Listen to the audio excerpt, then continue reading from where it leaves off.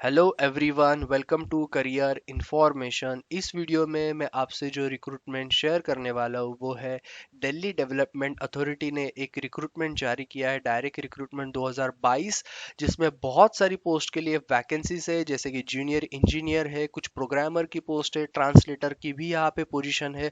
तो in detail आपको मैं एजुकेशनल बैकग्राउंड, उसके बाद में सिलेक्शन क्राइटेरिया, कितनी वैकेंसी है, कैसे अप्लाई करना है, सारी इंफॉर्मेशन आपको इस वीडियो में बताऊंगा। तो अच्छे से वीडियो देखिए और लास्ट में सारे लिंक भी शेयर कर दूंगा, जैसे कि आपके मेन डॉक्यूमेंट जो आपका आता है नोटिफिकेशन, और दूसरा लिंक आपसे मैं शेयर करूंगा जो है ऑनलाइन एप्लीकेशन का। ओके, तो चलते हैं सबसे पहले इसके नोटिफिकेशन की ओर। तो ये रहा उसका नोटिफिकेशन। 11 तारीख से ऑलरेडी फॉर्म फिलअप करना यहाँ पे शुरू हो चुका है, 2 दिन पहले 11 जून से, और आप 10 जुलाई तक अप्लाई कर सकते हो। बहुत अच्छा एक टाइम है अप्लाई करने के लिए। उसके बाद में tentative schedule of online examination जो है वो भी इन्होंने यहाँ पे बताया, वो है आपका एक जो सितंबर है और 30 सितंबर के बीच में ये जो है आपका एग्जाम हो सकता है। कोई स्पेसिफिक डेट नहीं बताई है, लेकिन इसी बीच में आपका एग्जाम होगा। ओके, उसके बाद में जो लिंक है मैं आपको प्रोवाइड कर दूंगा, तो आपको कहीं पे भी जाने की जरूरत है नहीं। लास्ट में आपको मैं डिस्क्रिप्शन बॉक्स में दे दूंगा। सबसे पहली जो पोस्ट है वो है असिस्टेंट डायरेक्टर। यहाँ पे जो है वो एक ही वैकेंसी है ओपन कैटेगरी के लिए। 35 यहाँ पे एज है, एज कट ऑफ एज है। उसके बाद में इसेंशियल क्वालिफिकेशन की बात करेंगे तो post graduation, diploma in landscape architecture, degree in architecture, या फिर बैचलर डिग्री इन बॉटनी। और एक चीज, at least 1 year experience in landscape planning in responsible capacity, क्योंकि ये जो है असिस्टेंट डायरेक्टर की पोस्ट है तो यहाँ पे एक्सपीरियंस जरूरी है। और एक ही वैकेंसी है। उसके बाद में बात करेंगे जिसमें सबसे ज्यादा वैकेंसी है, वो है जूनियर इंजीनियर सिविल। तो जो भी कैंडिडेट्स है जिनका सिविल इंजीनियरिंग में डिप्लोमा हुआ है फ्रॉम रिकॉग्नाइज इंस्टीट्यूशन, 18 से 27 के बीच में आपकी अगर एज है तो आप अप्लाई कर सकते हो। और एक चीज यहाँ पे बाकी कैटेगरी जो है ईडब्ल्यूएस, एससी, एसटी, यहाँ पे भी आपको बहुत ज्यादा वैकेंसी है, ओबीसी के लिए भी। तो यहाँ पे जो है relaxable for government servants and Delhi development authority up to जो है age of the 40 years in case of general candidate. So अगर आप जनरल कैटेगरी से भी हो, लेकिन आप अगर इन गवर्नमेंट गवर्नमेंट सर्वेंट्स या फिर दिल्ली डेवलपमेंट अथॉरिटी के अंडर आते हो तो आपको 40 साल तक आपका एज रिलैक्सेशन मिलेगा। उसके बाद में up to 45 years in case of, अगर आप एस सी एस टी से बिलोंग करते हो, मतलब ऊपर अगर आप उसमें हो, जैसे कि government servant and Delhi development authority के अंडर, तो आपको 45 तक पहुंच सकता है आपका, अगर आप S C S T category से हो, यानी कि आप अप्लाई कर सकते हो, सॉरी। ओके, तो ये है रिलैक्सेशन का। उसके बाद में बाकी चीजें मैं आपको आगे बताऊंगा। इसमें वैकेंसीज जो है अच्छी खासी है, 220। बाकी आपकी कैटेगरी के हिसाब से आप यहाँ पे अप्लाई कर सकते हो। उसके बाद में बात करेंगे नेक्स्ट जो पोजीशन है वो है आपकी जूनियर इंजीनियर इलेक्ट्रिकल मैकेनिकल, जो एक है आपकी कंबाइन, मतलब इलेक्ट्रिकल भी यहीं पे अप्लाई कर सकते हैं, मैकेनिकल भी यहीं से अप्लाई कर सकते हैं इसी पोस्ट के लिए। सो डिप्लोमा इन इलेक्ट्रिकल और mechanical from recognised institution, again 18 से 27। और बाकी जैसे मैंने आपको जैसे जूनियर इंजीनियर सिविल का बताया वैसे ही यहाँ पे है। उसके बाद में नेक्स्ट जो पोजीशन है वो है आपका लेवल 6 प्रोग्रामर। जैसे मैंने आपको स्टार्टिंग में बताया था, प्रोग्रामर का भी एक पोस्ट है जिसमें दो वैकेंसीज है। इंजीनियरिंग डिग्री आपका सीएस यानी कि कंप्यूटर साइंस, या फिर सीई कंप्यूटर इंजीनियरिंग इलेक्ट्रॉनिक्स के अंडर भी आपका अगर हुआ है तो आप अप्लाई कर सकते हो, या फिर मास्टर डिग्री भी आपका इन्हीं सारे स्ट्रीम में हुआ है तो आप अप्लाई कर सकते हो, या फिर जो अगर आपका should have pass B level examination from the department of electronics accreditation of computer course भी आपका हुआ है तो आप अप्लाई कर सकते हो। उसके बाद में 1 year experience in software development and relational जो डेटाबेस हम बोलते हैं R D B M S and data processing में आपका होना चाहिए। ये मैग्नेटरी है यहाँ पे और नहीं है, तो ये चीज याद रखना प्रोग्रामर के लिए। बाकी जेई के लिए, जूनियर इंजीनियर के लिए यहाँ पे कोई भी आपको एक्सपीरियंस नहीं बताया गया है। ओके, तो आप फ्रेशर है तो भी आप अप्लाई कर सकते हो। जूनियर ट्रांसलेटर की जो पोस्ट है ऑफिशियल लैंग्वेज, उसके अंडर जो है आपका रिलैक्सेशन जो है 30 साल। ओके, इसका भी 30 साल था। ओके प्रोग्रामर का, और 30 साल से ज़्यादा नहीं होना चाहिए, यानी कि master degree from the recognized university और equivalent in Hindi with English as a subject, या फिर वाइस वर्सा आपका होना चाहिए। एंड आपका जो और क्राइटेरिया दिया है, रिकग्नाइज डिप्लोमा और degree sorry certificate course in translation from Hindi to English और vice versa and 2 years of experience, ये ज़रूरी है अंडर पब्लिक सेक्टर या फिर ऑटोनॉमस सेंट्रल और स्टेट में आपका होना ज़रूरी है। लगभग यहाँ पे 6 वैकेंसी है। एसटी के लिए वैकेंसी नहीं है, बाकी सभी कैटेगरी के लिए यहाँ पे वैकेंसी है। लास्ट जो पोस्ट है वो है प्लानिंग असिस्टेंट, जो लेवल 7 के अंडर आता है। एंड यहाँ पे 30 साल से ज़्यादा आपका नहीं होना चाहिए। Bachelor degree in planning and और आर्किटेक्चर, अगेन 15 वैकेंसीज, और फ्रेशर्स अप्लाई कर सकते हैं। और एक चीज, for the post of junior engineer, जो सिविल और इलेक्ट्रिकल मैकेनिकल का जो था, for those candidates who are in position of diploma in civil engineering, diploma in electrical mechanical और equivalent are eligible for apply for the post of junior engineer Jyoti. The candidates who are possessing the of degree in civil या फिर degree in electrical mechanical cannot apply for post since the same as the not been considered as equivalent qualification for diploma। यानी कि ये होता है, बहुत से बच्चे पूछते भी कंफ्यूज हो जाते हैं कि जहाँ पे डिप्लोमा बेस्ड जॉब है यहाँ पे, तो आपका अगर डिप्लोमा है तो ही आप अप्लाई कर सकते हो। अगर आपका 12th के बाद इंजीनियरिंग डिग्री हुआ है तो आप यहाँ पे एलिजिबल नहीं हो 12th के बाद। लेकिन अगर आप डिप्लोमा के बाद आपका इंजीनियरिंग हुआ है तो एज पर डिप्लोमा आप अप्लाई कर सकते हो, on the basis of diploma only. तो यहाँ पे स्ट्रिक्टली यहाँ पे क्लियर कर दिया है कि डिग्री अगर आपका हुआ है तो आप डिप्लोमा बेस के जॉब के लिए यहाँ पे अप्लाई नहीं कर सकते अगर आप 12th के बाद हो। Engineering can not apply for post since the same as not consider as equivalent qualification, क्योंकि डिग्री और डिप्लोमा इक्वेलेंट नहीं है क्वालिफिकेशन लेवल, सो इसलिए यहाँ पे बताया है। लेकिन अगर आप डिप्लोमा के बाद आपका डिग्री हुआ है तो आप डिप्लोमा बेस पे तब अप्लाई कर सकते हो। अगर कोई क्वेरी है तो आप पूछ सकते हो कमेंट बॉक्स में, कंफ्यूजन जो भी होगा मैं क्लियर कर दूंगा। However if a candidate has first obtain diploma in the respective trade, subsequently obtain the degree in the respective trade, eligible. जैसे मैंने आपको बताया वही चीज यहाँ पे लिखी है। अगर आपका डिप्लोमा हुआ है उसके बाद में वही रिस्पेक्टिव ट्रेड में आपका इंजीनियरिंग हुआ है तो आप अप्लाई यहाँ पे कर सकते हो डिप्लोमा बेस पे, जो उनका एलिजिबिलिटी क्राइटेरिया है। ओके उसके बाद में नेक्स्ट जो आपसे बात करूंगा वो है आपका इंपॉर्टेंट जो आता है, वो है इंपॉर्टेंट इंफॉर्मेशन जो इन्होंने बताया कि कैसे आपको अप्लाई करना है। So candidates to ensure their eligibility for the post apply for, the candidates applying for the above post should ensure that जो है एलिजिबिलिटी क्राइटेरिया फुलफिल होना चाहिए। कब तक?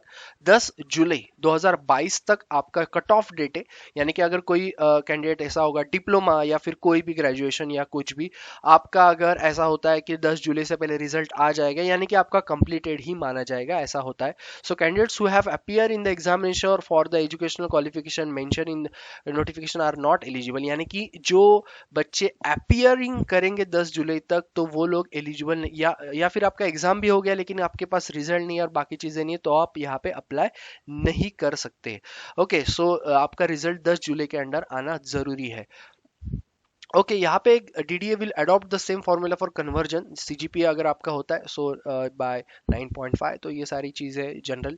ओके नेक्स्ट जो है आपका 10 जुलाई, जैसे मैंने आपको लास्ट डेट का ऑलरेडी बता दिया। और एक चीज़ अभी तक फाइनलाइज नहीं है डेट, लेकिन मंथ फाइनलाइज कर दिया। So the eligible candidates will be issued the E application status certificate 2 weeks before the commencement of the exam, यानी कि आपको 2 वीक पहले ही आपको स्टेटस पता चल जाएगा सर्टिफिकेट का, वेदर आपका तो फॉर्म एक्सेप्टेड और जो है आपका क्या स्टेटस रहेगा फॉर्म का, वो सारी चीजें। हाउएवर ई एडमिट कार्ड, यानी कि admit card will be issue 3 days before the commencement of examination, यानी कि एडमिट कार्ड आपका बिल्कुल 3 दिन पहले आपका जारी किया जाएगा। तो इसलिए ध्यान रखना 2 वीक पहले आपको एक स्टेटस सर्टिफिकेट आएगा और उसके बाद आपका 3 दिन पहले एकदम टाइम पे आपका एडमिट कार्ड आएगा। तो ये चीज अभी से क्लियर कर दिए। So the E application status certificate E admit card will be made available in DDA website. खैर मैं आपको यहाँ पे भी अवेलेबल कर दूंगा जैसे ही लिंक एक्टिवेट हो जाएगी डीडीए पे। तो आप ये चैनल को सब्सक्राइब करो, लाइक करो, शेयर करो। अगर कोई क्वेरी तो पूछ सकते हो।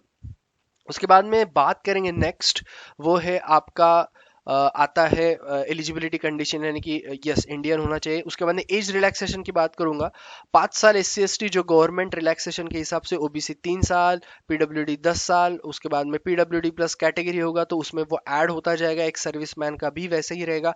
ओके एप्लीकेशन फीस ₹1000 यहाँ पे फीस है। वुमन कैंडिडेट्स या फिर candidates belongs to SC ST, ex serviceman, PWD, यहाँ पे कोई भी फीस आपको नहीं है। बाकी ओपन कैटेगरीज जो है यहाँ पे आपको ₹1000 नॉन रिफंडेबल फीस यहाँ पे है। ओके, उसके बाद में नेक्स्ट जो आप इंपॉर्टेंट चीज़ है वो है पेमेंट कहाँ से करना है। तो आपको ऑनलाइन करना है, कोई भी चलन वगैरह नहीं है, तो आपको UPI या बाकी सब चीज़ों से आप यहाँ पे कर सकते हो। अभी आते हैं सबसे इंपॉर्टेंट स्टेज पे, वो है आपका examination centre and selection procedure. So examination centre यहाँ पे स्ट्रिक्टली बता दिया, will be held preferably at the centre located in Delhi NCR। However if large number of candidates, तो वो चेंज हो सकता है, लेकिन दिल्ली NCR में ही आपका एग्जाम कंडक्ट किया जाएगा। सिलेक्शन प्रोसीजर, सो असिस्टेंट डायरेक्टर की जो पोजीशन है वो उसके लिए है डायरेक्ट रिक्रूटमेंट में, जैसे मैंने आपको स्टार्टिंग में बताया, तो अभी आपको पता चलेगा सिलेक्शन स्टेज में डायरेक्ट रिक्रूटमेंट का क्या चेंजेस होते हैं। सो सिंगल स्टेज ऑनलाइन एग्जाम जो है असिस्टेंट डायरेक्टर के लिए। सो द क्वेश्चन पेपर 2 घंटे का, 120 मार्क्स, 120 क्वेश्चन ऑब्जेक्टिव टाइप होगा, multiple MCQ questions of respective discipline as well as question on the reasoning, apti, general awareness, English, followed by interview of shortlisted candidates. यानी कि assistant director की जो post है उसके लिए single stage online exam plus interview, क्योंकि बड़ी post है। अभी हम बात करेंगे जो है junior engineer civil, single stage online exam, यहाँ पे कोई भी इंटरव्यू आपको नहीं देना है, ना ही जेई इलेक्ट्रिकल और मैकेनिकल को देना है, तो इसलिए यहाँ पे डायरेक्ट रिक्रूटमेंट लिखा गया था। तो 2 घंटे का आपका पेपर होगा, सिविल और इलेक्ट्रिकल की मैं बात करूंगा या फिर मैकेनिकल की भी। 2 घंटे का पेपर, 120 मार्क्स के क्वेश्चंस, डिसिप्लिन पे होंगे आपके, reasoning, apti, general awareness and English पे वही पैटर्न पे पूछा जाएगा। प्रोग्रामर की बात करेंगे, अगेन सिंगल स्टेज और सेम पैटर्न में एग्जाम होगा। बात करेंगे जूनियर ट्रांसलेटर की, यहाँ पे आपका 2 स्टेज में होगा, लेकिन कोई इंटरव्यू नहीं होगा। ओके, सिर्फ इंटरव्यू आपका डायरेक्टर की जो असिस्टेंट डायरेक्टर की पोस्ट है उसके लिए है। स्टेज 1 इसका जो है जूनियर ट्रांसलेटर का वो है 200 क्वेश्चन, और उसमें से 100 question general Hindi, general English के 100 क्वेश्चन, यानी कि दोनों क्लियर हो जाएंगे। Examination will be conventional type. Stage 2 का पेन एंड पेपर आपको जरूरी है, ऐसे ऑफ, यानी कि यहाँ पे ट्रांसलेशन ऐसे आपका चेक किया जाएगा, 200 मार्क्स, 2 आवर्स, और विल कंटेंट 2 पैसेजेस आपको दिए जाएंगे, आपको कन्वर्ट करना है, यानी कि आपको ट्रांसलेट करना है, तो ये सारी चीज़ें यहाँ पे होगी। इन डिटेल यहाँ पे दिया है, इसका मतलब आपका ट्रांसलेशन स्किल टेस्ट जैसा ये आपका होगा स्टेज 2। ओके, उसके बाद में प्लानिंग असिस्टेंट, इसका भी एक एग्जाम वही पैटर्न में। ओके, बात करेंगे नेक्स्ट, वो है आपका standard and syllabus of the online examination will be level of prescribed minimum. The medium of the exam, जैसे मैंने बताया categories, the weightage of marks of the computer based exam will be 85%, interview will be 15% wherever prescribed. Okay, जहाँ पे भी ये चीज़ें है, यानी कि यहाँ पे इंटरव्यू है, तो आपका जो है यानी कि असिस्टेंट डायरेक्टर का आपका 15% यहाँ पे होगा इंटरव्यू, 85% आपका एग्जाम। ओके, उसके बाद में पेनल्टी फॉर रॉन्ग आंसर, यानी कि यहाँ पे है 1/4 नहीं है, याद रखना यहाँ पे है 1/3, यानी कि 0.33 मार्क्स आपके माइनस हो जाएंगे अगर गलत होता है, और जहाँ पे 2 मार्क्स रहेंगे वहाँ पे 2/3 यानी कि 0.66 मार्क्स आपके हो जाएंगे। प्रिपरेशन ऑफ मेरिट, तो 40% आपका जो क्वालिफाइंग मार्क्स होगा यूआर में, SC में 30, ST में 30, OBC में 35, AWS में 35%। अभी ये जो है प्रिपरेशन ऑफ मेरिट, यानी कि क्वालिफिकेशन मार्क्स, यानी कि इतने मार्क्स आपको आने ही चाहिए। ज़रूरी नहीं है कि आपका जो है यही मेरिट लगेगा लास्ट में। तो merit list of the all successful candidates for respective post will be prepared separately on the basis of marks score bye candidates. तो जैसे मैंने आपको बताया, लेकिन इतने ज़रूरी है फॉर क्वालिफाइंग। अगर ऐसा होता है कि मेरिट बहुत नीचे जाता है तो यही आपका होता है स्कोर लास्ट, लेकिन अगर मेरिट ज़्यादा है तो इससे ज़्यादा भी आपका कट ऑफ जा सकता है। For the post of junior translator, stage 2 will be shall be evaluated in respective of the those candidates who attend the minimum. हाँ, और एक चीज़, स्टेज 1 अगर आपका जो है जूनियर ट्रांसलेटर की बात करूंगा, सो स्टेज 2 एग्जामिनेशन उन्हीं का इवेल्युएट होगा, मतलब चेक किया जाएगा, who attend the minimum qualifying marks in stage 1, यानी कि स्टेज 1 में आपके इतने आएंगे तो ही आपका स्टेज 2 का जो है मार्क्स यानी कि आपका इवेल्युएट होगा, पेपर चेक किया जाएगा। So merit list will prepare on the basis of the marks stage 1 and stage 2 together. लेकिन और अगर आप स्टेज 1 क्लियर करते हो, स्टेज 2 का एग्जाम भी देते हो, तो दोनों मिला के लास्ट में आपका मेरिट लिस्ट लगेगा। हाउएवर इन इनकेस ऐसा होता है कि दो लोग, क्योंकि जहाँ पे इंटरव्यूज नहीं होता है जिस पोस्ट के लिए, वहां पे चांसेस होते हैं कि आपके मार्क्स सेम हो सकते। सो टू और मोर कैंडिडेट्स अक्वायर्ड, अगर कोई भी, not only in junior translator, कोई भी पोस्ट के लिए, देन डेट ऑफ बर्थ आपका जो है डिसाइडिंग फैक्टर, ओल्डर जो होगा उसको चांस दिया जाता है। तो ये सारी चीजें होती है। ओके, तो ये मेरे ख्याल से सारी इंफॉर्मेशन जो थी इंपॉर्टेंट मैंने अभी आपको बता दी है। ओके, कितना कैसा टाइम, हाँ, पीडब्ल्यूडी के लिए 20 मिनट पर आवर जो एक्स्ट्रा मिलता है वो भी यहाँ पे मिलेगा। वेरिफिकेशन ऑफ डॉक्यूमेंट्स, ये भी बहुत ज़रूरी है, क्योंकि आप जो भी पोस्ट के लिए अप्लाई कर रहे हो, वो सारे इंफॉर्मेशन आप फिलअप कर रहे हो फॉर्म में, उसके डॉक्यूमेंट्स आपके पास होने ज़रूरी है। अभी आते हैं हम, लास्ट जो टॉपिक है वो है how to apply. So how to apply, आपको जाना है साइट पे, आपको नहीं जाना है साइट पे, आपको मैं लिंक प्रोवाइड कर दूंगा, ओके, आपके एक अवेलेबिलिटी के लिए। सो ये है उसका लिंक, ओके, जहाँ से आप जा सकते हो। लास्ट में मैं आपको दो लिंक प्रोवाइड करने वाला हूँ, वो है एक एडवर्टाइजमेंट का और दूसरा है आपका ऑनलाइन एप्लीकेशन का। तो ये है लिंक, यहाँ से आप अप्लाई कर सकते हो। कहाँ से आपको अप्लाई करना है लास्ट में, सो यहाँ पे आपको आई एग्री टिक करना है बॉक्स में, और यहाँ पे आपको स्टार्ट करना है और आपका जो है फॉर्म फिलअप करना शुरू हो जाएगा। लेकिन क्या क्या चीज़ें आपको चाहिए यहाँ पे दिया हुआ है, क्योंकि ऑनलाइन अप्लाई करने से पहले सारी इंफॉर्मेशन आपको, आपके पास डेटा जरूरी है। सो फोटोग्राफ जरूरी है 15 to 100 KB के अंडर जेपीजे फॉर्मेट में, रिसेंट, एंड सिग्नेचर जो है 50 से KB ब्लैक इंक से आपको साइन करना है। वो भी आपको स्कैन करना है। सर्टिफिकेट इमेज, यानी कि please scan the relevant certificate, जैसे मैंने आपको बताया, और वो पीडीएफ या फिर जेपीजे भी चलेगा, और 50 KB से लेके 1000 KB तक, यानी कि 1 MB तक आपका डॉक्यूमेंट होगा तो भी चलेगा।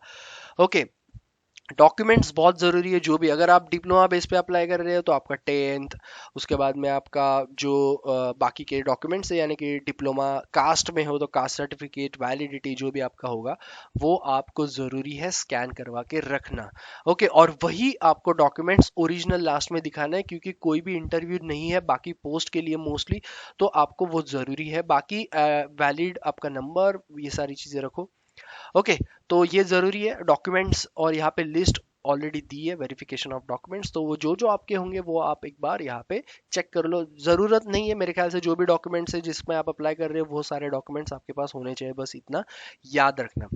ओके, तो ये था एप्लीकेशन। और एक चीज, आफ्टर सक्सेसफुल, आप जब एप्लीकेशन सबमिट करोगे, the candidates will be redirected to the automatically to SBI to make the payment. तो आपको, yes, on the next screen DDA application fee 2022 वहाँ पे ऑप्शन आ जाएगा, वहाँ पे आपको ये सारी चीज़ें दिख जाएंगी, तो आपको वहाँ से पे करना है। यूपीआई क्यूआर कोड से कर सकते हो, बहुत सारे ऑप्शन है, क्रेडिट डेबिट जो भी कार्ड है, इंटरनेट बैंकिंग, वहाँ से आप पे कर सकते हो, सॉरी। ओके, उसके बाद candidates are advise to not to call, okay, कोई भी मत करो फ़ोन। बाकी कुछ प्रॉब्लम होगा तो आप पूछ सकते हो हेल्प डेस्क से। ओके, अगर रिलेटेड टू रिक्रूटमेंट है तो ही कॉल करो, यही चीज़ लिखी है। ओके, बाकी क्वेरी तो आप कमेंट बॉक्स में भी पूछ सकते हो। ओके, जो भी रिक्रूटमेंट से ये जो है नोटिफिकेशन से रिलेटेड, एडमिट कार्ड का मैंने बोल दिया, 3 दिन पहले आपको जो है मिल जाएगा उसका, उसके पहले स्टेटस भी आ जाएगा। सिलेबस, सिलेबस पूरा यहाँ पे दिया हुआ है। अभी एक एक चीज़ तो नहीं बताऊंगा क्योंकि बहुत बड़ा सिलेबस है, लेकिन हाँ, असिस्टेंट डायरेक्टर का यहाँ पे दिया हुआ है, ताकि आपको जो मेन डिसिप्लिन है जिसमें आप अप्लाई कर रहे हो वो आपको पता होना चाहिए। बाकी मेरे ख्याल से reasoning, apti, general awareness, English का उतना बताने की ज़रूरत नहीं है, वो पता चल जाएगा। जूनियर इंजीनियर सिविल, ये इसका सिलेबस वैसे ही आपको इलेक्ट्रिकल का मिलेगा, मैकेनिकल का मिलेगा। अगर कोई रीजनिंग एप्टी का भी आपको ज़रूरी है तो मैं कुछ मेन मेन टॉपिक्स आपको मैं पिन कर दूंगा नीचे, अगर किसी को ज़रूरत है तो आप उससे पढ़ सकते हो। जनरल अवेयरनेस मेरे ख्याल से कुछ देने की ज़रूरत है नहीं, इंग्लिश का भी नहीं। बाकी कुछ कुछ चीज़ें पूछ सकते हैं, जैसे कि स्पॉट द एरर वगैरह सारी चीज़ें, वो भी मैं आपको कंटेंट एक बता सकता हूँ कि कैसे क्वेश्चंस, मतलब किस प्रकार के जो है टॉपिक्स पूछ सकते हैं, ये ज़रूरी है। वैसे ही यहाँ पे इलेक्ट्रिकल मैकेनिकल का दिया हुआ है सिलेबस, तो ये चीज़ भी यहाँ पे देख लेना। जनरल इंजीनियरिंग, प्रोग्रामर का भी यहाँ पे सिलेबस है। मेरे ख्याल से मेन स्ट्रीम सिलेबस है, आपको बहुत इंपॉर्टेंट है, और बाकी चीज़ें तो खैर अगर आप बाकी एग्जाम भी दिए हो तो आपको एप्टी रीजनिंग तो पता ही है।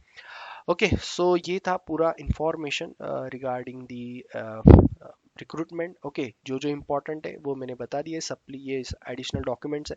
ओके, सो पहला लिंक मैं जो आपसे शेयर करने वाला हूँ डिस्क्रिप्शन बॉक्स में, वो है आपका ऑफिशियल नोटिफिकेशन। एंड सेकंड वाला जो है जहाँ से आप अप्लाई कर सकते हो, तो आपको कहीं पे भी जाने की ज़रूरत नहीं है, यहीं से अप्लाई करो। ऐसे ही बहुत सारे रिक्रूटमेंट आपको जो है technical, non technical, government, private sector के ऑफिशियल नोटिफिकेशन जो है, सॉरी, वो आपको ये चैनल पे मिलते रहेंगे। सो सब्सक्राइब, लाइक, शेयर करना मत भूलना। हर दिन आपको यहाँ पे अलग नोटिफिकेशंस दिखेंगे, जिसमें आप अगर एलिजिबल है तो अप्लाई करो, नहीं है तो आप शेयर करो जो भी एलिजिबल है, आपके दोस्त या फिर कलीग्स वगैरह।